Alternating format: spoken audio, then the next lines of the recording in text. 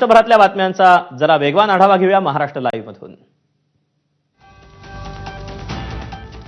27 ऑगस्टला संपूर्ण महाराष्ट्र गणपती बाप्पाच्या आगमनात व्यस्त असताना मनोज जरांगे समर्थकांसह जालन्याच्या अंतरवाली सराटीतून मराठा आरक्षणासाठी मुंबईच्या दिशेने कूच करणार आहेत। 29 ऑगस्टला गणपती घेऊनच मुंबईत प्रवेश करायचा असा निर्धार त्यांनी बीडच्या मांजरसुंभा गावात पार पडलेल्या सभेत बोलून दाखवला। तर श्रीमंतांच्या मराठ्यांनी वाहनांच्या स्वरूपात मोर्चासाठी मदत करावी असं आवाहन देखील जरांगे यांनी केलं। 29 ऑगस्टला आपल्याला मुंबईला जायचं। मुंबईला सगळ्यांनी शांततेत जायचंय। आरक्षण घेऊन येताना शांततेत आपण आपल्या घरी यायचं। माझ्या समाजाची खाली मान होईल असं एकही पाऊल मराठ्यांच्या पोराने उचलायचं नाही।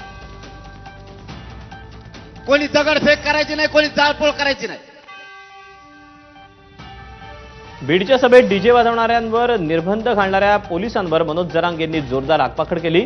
पोलिसांना फडणवीसांनीच आदेश दिल्याचा आरोप जरांगे यांनी केला। माझ्या समाजाला काय अडचण नाही डीजे नाही वाजून दिला तरी पण कोण डीवायएसपी साहेबांना त्यांना सांगतो, सत्ता बदलत असती, येत असती, जात असती, हे ध्यानात ठेवा। आता आमचा बंद डीजे बीड जिल्ह्यात नुसता डीजे वाजू द्या। आता दुसऱ्या कोणाचा मग सांगतो तुम्हाला। मनोज जरांगे यांच्या आरोपांवर मुख्यमंत्री देवेंद्र फडणवीस यांनी उत्तर दिलं। सगळ्यांना आंदोलन करण्याचा अधिकार असल्याचं फडणवीस म्हणाले। तर महाराष्ट्र सरकारनं मराठा समाजासाठी खूप मोठ्या प्रमाणात काम केलं आहे, पुढेही करत राहणार असं फडणवीस म्हणाले। मराठा समाजाला आरक्षण देणारं आमचं सरकार आहे। मी मुख्यमंत्री असताना आणि त्यानंतर शिंदेसाहेब मुख्यमंत्री असताना 10% आरक्षण आपण दिलेलं आहे। ते आरक्षण चाललेलं आहे। त्यामुळे मला असं वाटतं की महाराष्ट्र सरकारने मराठा समाजाकरता खूप मोठ्या प्रमाणात काम केलेलं आहे, पुढेही आम्ही करणार आहोत। त्यामुळे या संदर्भात कोणाच्याही मनात शंका असण्याचं कारण नाही, पण लोकशाही मार्गाने कोणी आंदोलन करत असेल तर त्यांची मागण्या समजून घेऊ। मराठा समाजाला न्याय देण्याचं काम सर्वात पहिले देवेंद्र फडणवीस यांनी केलं। आपण कोणाबद्दल बोलतो याचं भान सर्वांनी ठेवलं पाहिजे। जरांगे यांच्या टीकेनंतर मंत्री गिरीश महाजन यांनी ही प्रतिक्रिया दिली। मराठा समाजाला पहिल्यांदा न्याय देण्याचं काम माननीय देवेंद्रजींनी केलं। हे सर्व आपण इतक्या वर्षामध्ये बघितलेलं आहे आणि असं असताना कोणी काही बोलावं, कोणाबद्दल आपण बोलतोय थोडं बात सगळ्यांनी ठेवलं पाहिजे। त्यांनी भुजबळ साहेबांना इतक्या वर्षामध्ये आपली मागणी असताना इथे कुठे आपल्याला पत्रामध्ये कुठल्याही सरकारने पूर्वीच्या काँग्रेस सरकारने आपल्या पत्रात काही टाकलेलं नाही, काही दिलेलं नाही। मराठा समाजाला ओबीसीमधून आरक्षण मिळवण्यासाठी मनोज जरांगे यांच्या चलो मुंबई या आवाहनाला सोलापूर जिल्ह्यातून मोठा प्रतिसाद मिळतोय। यावेळचा गणपती आम्ही अरबी समुद्रात विसर्जित करू, त्यामुळे मुंबईकरांनी आम्हाला साथ द्यावी असं आवाहन सकल मराठा मोर्चाचे समन्वयक धनाजी साखळकर यांनी केलं आहे। मुंबईमध्ये 1.5 दिवसाचा गणपती बसवतात, परंतु आम्ही या महाराष्ट्रामधील गावगाड्यातील सर्व बहुजन समाज असेल, मराठा समाज सर्वजण मिळून 11 ते 13 दिवसाचा गणपती बसवतो। यावेळेसचा गणपती आम्ही मुंबईला घेऊन जाणार आहे आणि मुंबईला आम्ही या ठिकाणी त्यांना विनंती करतो त्या बांधवाला की यावेळेस आम्हाला सुद्धा समुद्रामध्ये आमचा गणपती विसर्जन करायचा, एवढीच या ठिकाणी विनंती करतो। मतचोरीच्या आरोपांवरून राज ठाकरेंनी आक्रमक पवित्रा घेतला। आपली मतं चोरली जात आहेत असा गंभीर आरोप पुण्यातील पदाधिकाऱ्यांच्या बैठकीत बोलताना राज ठाकरेंनी केला।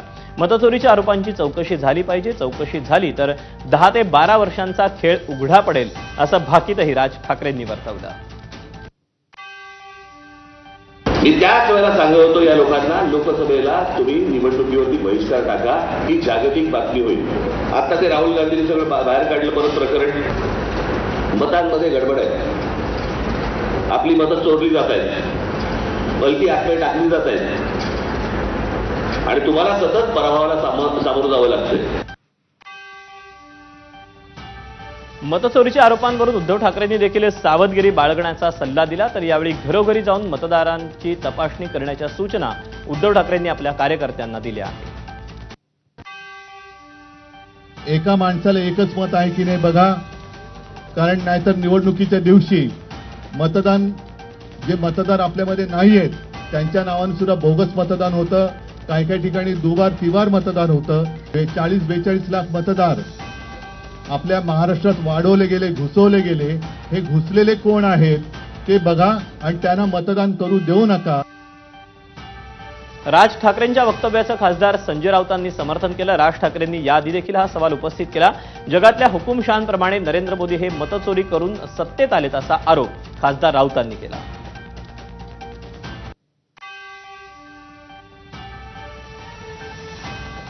इंदापूर तालुक्यातील की नरेंद्र मोदी भारतासारख्या महान देशामध्ये मतं चोरी करून सत्तेवरती आलेले आहेत.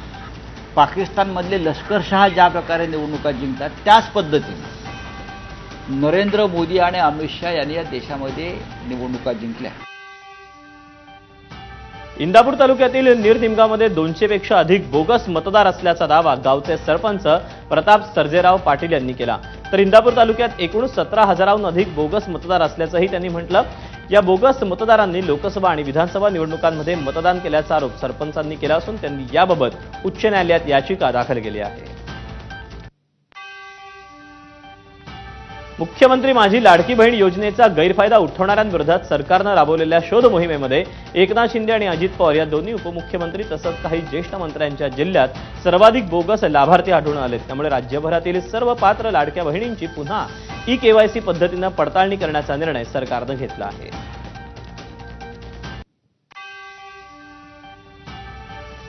लाडकी बहीण योजनेचा गैरफायदा घेणाऱ्यांबाबत उपमुख्यमंत्री अजित पवारांना विचारलं असता मग योजना बंद करू का असा सवाल त्यांनी माध्यम प्रतिनिधींनाच विचारला.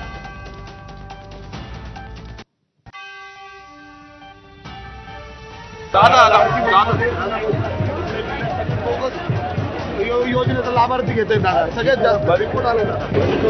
नाही बंद दादा, बाईट द्या ना मग इथं. योजनेचा लाभार्थी घेतोय दादा, सगळ्यात जास्त रिपोर्ट आले ना. नाही बंद दादा, बाईट द्या ना मग इथं. राष्ट्रवादी शरद पवार पक्षाच्या खासदार सुप्रिया सुळे यांनी लाडकी बहीण योजनेत घोटाळा झाल्याचा आरोप केला. लाडकी बहीण योजनेतला घोटाळा 4,800 कोटी रुपयांचा असल्याचा पुनरुच्चारही त्यांनी केला. या योजनेसाठी हजारो पुरुषांनी फॉर्म कसा भरला, मी पुरुष म्हणून फॉर्म भरू शकते का, अशा प्रश्नांची सरबत्तीस त्यांनी केली. 25 लाख लाडक्या बहिणींची नावं या सरकारने कमी केली. आता इथे किती कमी होतील, पुढे आणखीन किती कमी करतील हे मला माहिती नाही. माझी विनंती आहे या सरकारला की तुम्ही लाडकी बहीण योजनेमध्ये स्कीम केली तेव्हाच मी म्हणत होते की राज्य आर्थिक अडचणीत आहे, तर मी लक्ष घाला. तेव्हा इलेक्शन होतं, तेव्हा कशी ना पैसे वाटले जात होते. मी स्वतः ठरवलेलं आहे की ह्या पूर्ण स्कीमची पूर्ण इन्क्वायरी सुप्रिया सुळे स्वतः करणार. 25 लाख महिला आल्या कशा बाहेर आणि पुरुषांनी फॉर्म भरले कसे हो? मी तर त्याला 4,800 कोटी रुपयाचा घोटाळाच म्हणते. हा घोटाळा आहे. लाडकी बहीण योजनेत काही गैरप्रकार झाला असेल तर चौकशी झाली पाहिजे असं छगन भुजबळ यांनी देखील म्हटलं आहे. अशी चर्चा झाली होती की काही ठिकाणी गडबड आहे असं वाटतं. निवडणूक झाल्याबरोबर त्या सगळ्यांची जी आहे चौकशी करण्यात यावी. ज्या भगिनींनी घेतलेले आहे आणि ते नियमात बसत नाही त्यांनी स्वतःहून सांगावं की मला ती सवलत नको. मुंबई महापालिका निवडणुकीच्या पार्श्वभूमीवर उद्या भाजपची महत्त्वाची बैठक पार पडणारे प्रदेशाध्यक्ष रवींद्र चव्हाण यांनी ही बैठक बोलावली असून मुंबईचे भाजपचे अध्यक्ष आशिष शेलार, मंगलप्रभात लोढा, आमदार प्रवीण दरेकर यांच्यासह अनेक महत्त्वाचे नेते उपस्थित राहतील. आगामी मुंबई महापालिका निवडणुकीसंदर्भात या बैठकीत चर्चा होणार आहे. नाशिकमध्ये होणाऱ्या आगामी कुंभमेळ्याच्या पार्श्वभूमीवर उपमुख्यमंत्री एकनाथ शिंदे लवकरच आढावा बैठका घेणार आहेत. मंत्री दादा भुसेंनी याविषयीची माहिती दिली. एकीकडे नाशिकच्या पालकमंत्री पदावरून महायुतीत रस्सीखेच सुरू असताना फडणवीस, गिरीश महाजन आणि भुजबळांपाठोपाठ आता शिंदे देखील बैठक घेणार असल्यानं ही श्रेयवादाची लढाई आहे का असा प्रश्न उपस्थित होतोय. अहिल्यानगरच्या संगमनेरमध्ये उपमुख्यमंत्री एकनाथ शिंदेंनी रॅली काढली. बाळासाहेब थोरातांच्या पराभवानंतर संगमनेरमध्ये शिंदेंनी पहिल्यांदाच शक्ती प्रदर्शन केलं.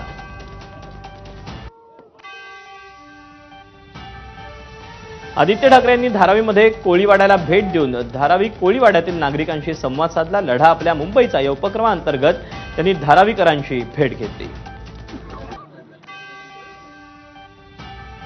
माझ्या शरीरात रक्ताचा शेवटचा थेंब असेपर्यंत मी गोपीचंद पडळकर यांच्या सोबत राहणार. पडळकरांवर बोलताना आमदार सदाभाऊ खोत यांना अश्रू अनावर झालेत. पडळकरांना साथ दिली नाही तर आम्हा दोघांना विरोधक नैवेद्यालाही शिल्लक ठेवणार नाहीत असं सदाभाऊ खोत यांनी म्हटलं.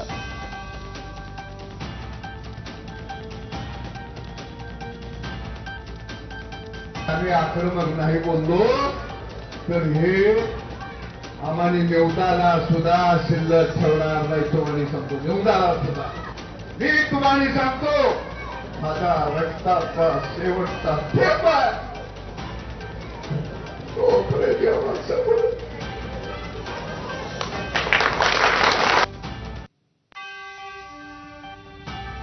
नाशिकच्या कपालेश्वर मंदिरात पुन्हा 2 गटात वाद झाला. मंदिरातील घटनेचा प्रकार सीसीटीव्हीमुळे समोर आला.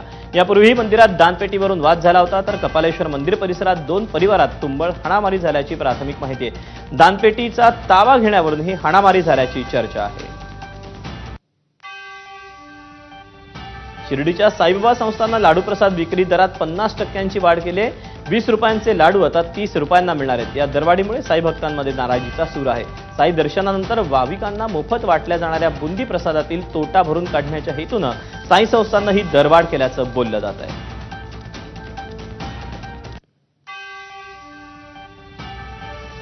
कोकणात जाणाऱ्या चाकरमान्यांसाठी 2 मोदी एक्सप्रेस ट्रेन भाजपकडून सोडण्यात आल्या. या एक्सप्रेसला मंत्री नितेश राणेंनी हिरवा झेंडा दाखवला. लोकसभा आणि विधानसभा निवडणुकीत जनतेनं दिलेल्या प्रचंड प्रतिसादाबद्दल गणपती स्पेशल 2 ट्रेन मोदी एक्सप्रेसचा डबल धमाका अशा आशयाचे बॅनर या एक्सप्रेसवर लावण्यात आले होते. कोकणात जाणाऱ्यांसाठी आता परिवहन विभागाकडून विशेष व्यवस्था करण्यात आली. कोकणवासियांच्या सोयीसाठी तब्बल 5103 जादा गाड्या सोडण्यात आल्यात. या गाड्या 22 ऑगस्ट ते 7 सप्टेंबर या कालावधीत धावणार आहेत. एसटी महामंडळानं राज्यातील विविध जिल्ह्यातून मुंबईत बस मागवल्यात. लातूर डेपोच्या 200 एसटी बस गाड्या नवी मुंबईत दाखल झाल्यात. या एसटी बसेस मुंबई ते कोकण या मार्गावर धावणार आहेत. रत्नागिरी जिल्ह्यातून शेकडो एसटी बसेस मुंबईत पाठवण्यात आल्यात. मात्र यामुळे खेड तालुक्यातील नियमित बस फेऱ्या रद्द झाल्यानं प्रवाशांचे हाल झालेत. बसेसच्या फेऱ्या कमी केल्याचा फटका विद्यार्थ्यांसह ग्रामीण भागातील प्रवाशांना बसल्यानं त्यांनी नाराजी व्यक्त केली. आणि या बातम्यांसोबतच बुलेटिनमध्ये वेळ झाली.